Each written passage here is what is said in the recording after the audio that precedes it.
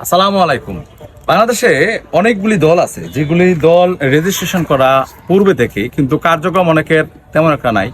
আর বাংলাদেশের আরো অনেক দল আছে যারা কার্যক্রম খুব গুরুতরভাবে চলছে, যেমন বিএনপি আছে, জামাত আছে, জাসদ আছে, তারপরে কি বলে আওয়ামী লীগ আছে, আরো অনেক দল আছে।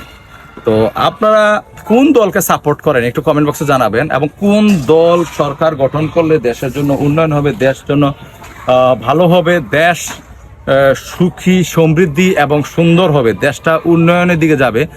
যারা কোটি কোটি টাকা পাচার করেছে এবং এইরকম টাকা পাচার বা দেশের ক্ষয়ক্ষতি হবে কিনা এই বিষয়টা একটু জানাবেন আমাদেরকে, যে কমেন্ট বক্সে, যে দেশে বর্তমানে এই দলগুলির মধ্যে কোন দলটা সরকার গঠন করলে দেশের জন্য উন্নয়ন হবে বা দেশের জন্য ক্ষতি হবে, আর কোন দলটা সরকার গঠন করলে দেশের জন্য উন্নয়ন হবে, বা কেয়ারটেকার গভর্নমেন্ট থাকলে উপকার হবে কিনা, বা অন্য কোনো দল আসলে দেশের উপকারে আসবে কিনা, বা যদি দলীয় সরকার আসে দেশের জন্য কোনো ক্ষতিকারক হবে কিনা একটু কমেন্ট বক্সে জানিয়ে যাবেন।